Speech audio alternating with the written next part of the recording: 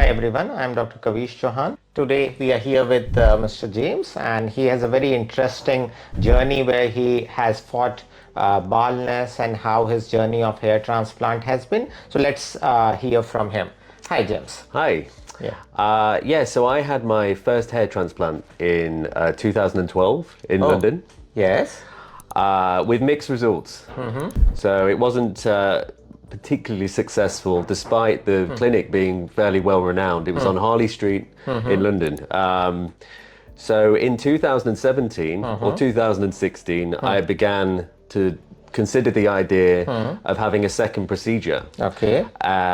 But I didn't want it in the UK again. I'd heard that India was, a good place to come for hair transplants. So I started researching online, obviously quite apprehensive at first. Yes. Because I'd never been to India. And obviously the cultural differences. And so there's some understandable concerns there for Europeans. But as soon as I arrived, from the moment I stepped in the clinic, it was a great experience. Obviously met yourself. We had a consultation, reviewed my hair at the time as it was, and discussed how we could move forward. Yes. So your first transplant was done by which technique? When it was done in London in 2012, what technique was used? How many grafts were used at that time? Yes, so my first procedure was in London in 2012. It was done via a FUT procedure, and it was approximately 2,000 grafts. Yeah, so as you see, so after this first FUT procedure, which did not yield satisfactory response, so we decided to do an FUE surgery covering the entire front and little bit of the mid front area with near about 3,000 grafts, in which we took the hairs from the scalp. And so now let's let's hear from you. What was your journey like after the transplant, which we did in 2017? So after the transplant was initially done, obviously there's a lot of swelling, and which is normal for these types of procedures. Yes.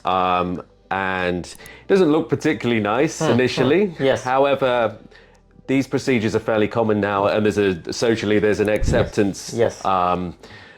People understand what is going on. Yes. So you have the journey through the airport, and then back to wherever you've come from. Potentially, if you're in India, maybe it isn't so far. But for me, it was the UK. So initially it was fine. No real pain. It was really just the aesthetics of the whole experience. So the way your head looks initially, but in terms of pain and the sensations, it was fairly comfortable. Once the scabbing has dissipated, you do see hairs begin to appear. Yeah. So the hairs began to appear after instantly really, and those hairs slowly fell out for after a few weeks or months, which is again normal from what I understand. Were there some percentage of hairs which did not fall off, which were directly retained in the growth phase? Yes, there were some. Yeah, so approximately after the surgery, approximately 1/3 of the grafts were retained, 2/3 fell out, and then in the following months, within 6 to 9 months, all of those grafts that had fell came back, and looked great. Began to look fuller, and I was very happy with the results. In terms of what the end result was after around 9 to 12 months. I think I felt like I'd seen the full result. And I was very happy. Oh, very great. So now here we are with Mr. James again after around 7 to 8 years now after this transplant. And now for this session, he wants to cover a little bit more of the area which were not transplanted, and we are looking forward to increase the density in the hairline even further.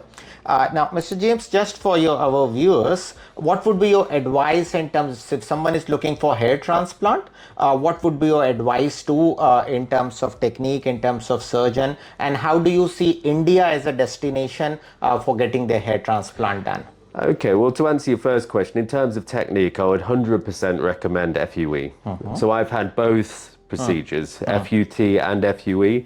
The FUT is quite frankly painful. It's an incision in the back of the head, and yeah, it's quite invasive as a procedure.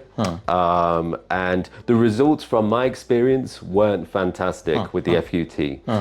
FUE, however, in contrast, was very comfortable, using a much cleaner technique in terms of the surgical elements of it, and yeah, no real pain, and just aesthetically after the surgery, it was a much nicer look aesthetically from the incisions that have been made. They're much smaller, and it just looks much better. Yeah, so healing also is the healing's much better as well. Yeah. And how do you see India as a destination for those from outside who want to get hair transplant surgery in India? Yeah, so India's a fantastic country generally, and I would say in terms of any clinical services, it's above and beyond anything that you can find, in my experience, in Europe, relative to the cost. Of course. The cost is very high, of course, in Europe or in the US or anywhere in the West, and India provide a great service. It's much more attentive service,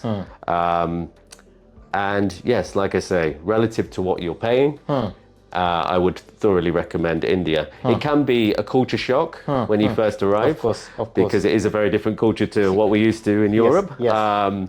But once you acclimatize, Yes. it's very quick, because the Indian people are great people, and yeah, and meeting yourself was a great experience. It made me feel very much at ease on the first visit, and yes, that's why I'm back. Yeah. Thanks. Thanks for trusting India. Okay. And we'll look forward to see more and more people coming to India so that we can show them our hospitality. Yeah. Thank you. Great. No problem. Okay.